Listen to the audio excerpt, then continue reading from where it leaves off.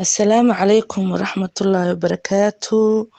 walaal xabeeb aqoon kuma lihi page-kaagan ka arkay adigoo soo geliyey gabar yar oo habarteed la wareysanayo. Horta gabadhan yarta ah wax alla waxay sheegayso wax ka jira ma jirto, waa beenley. Nasteexo Cali Cabdi aabaheed wuxuu ku magac dheeryahay Cali Mitir. Nasteexa waxay ku dhalatay magaalada Goday. Nasteexo been bay sheegaysaa, run ma sheegayso. Soomaali weyn waxaan u sheegayaa nasteexa inaan la aaminin, waalidka Soomaalida inaan la caayin, been laga sheegin.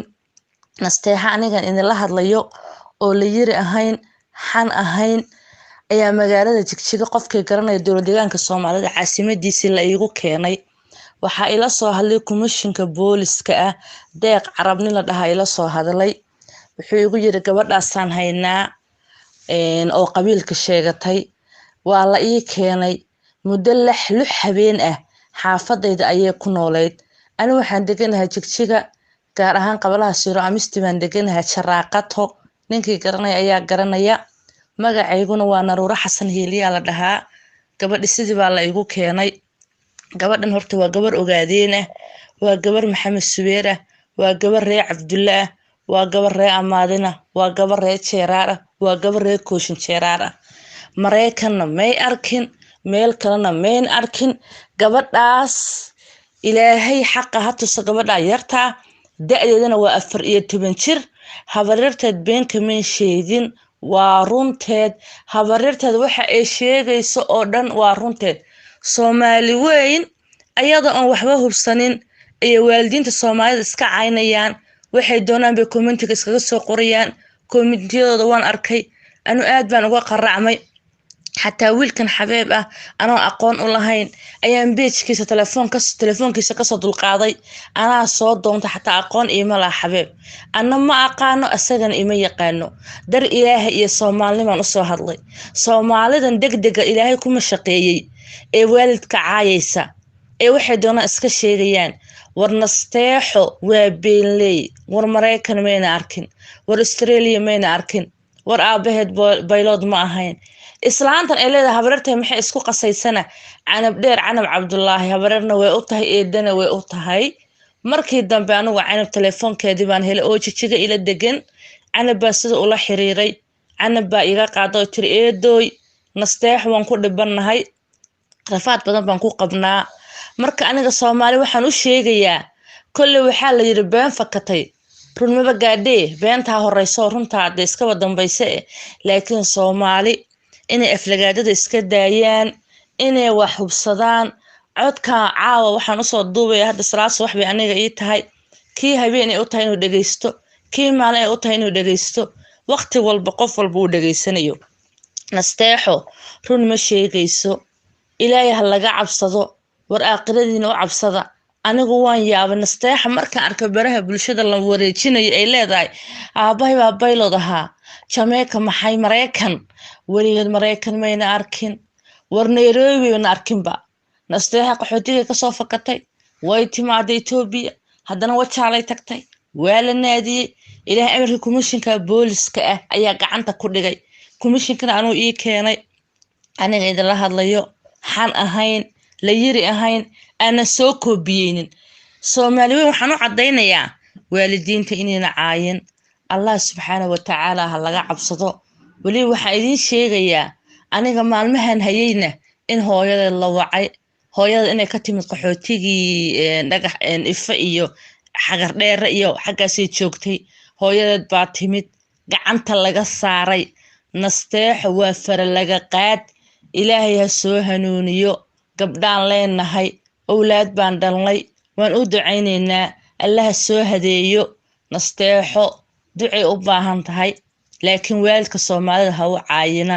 Aabahay haddaan iga sheekeeyana Goday wuu joogaa, hadda laftarkeeda weyn dhala yahay, wuu iska xanuunsanayaa. Cali Mitir buuna ku magac dheer yahay, waana reer Goday. Nasteexana Goday bay ku dhalatay, soo mina garanin.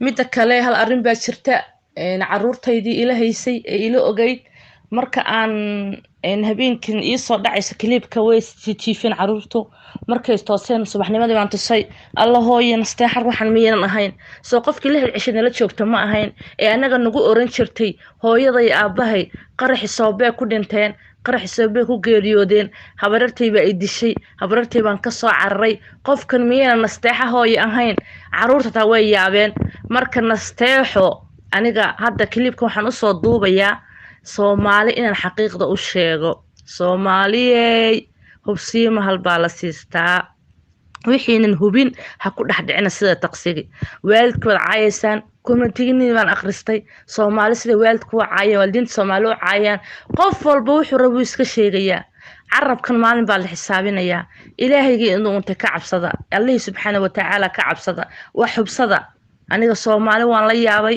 waxay akrinayaan waxay soo qorayaan qaar habarteed bay caayaan qaar aabbaheed qaar hooyadeed waalidiintaa soomaalida caayo ma laha si sharaf leh u soo koriyeen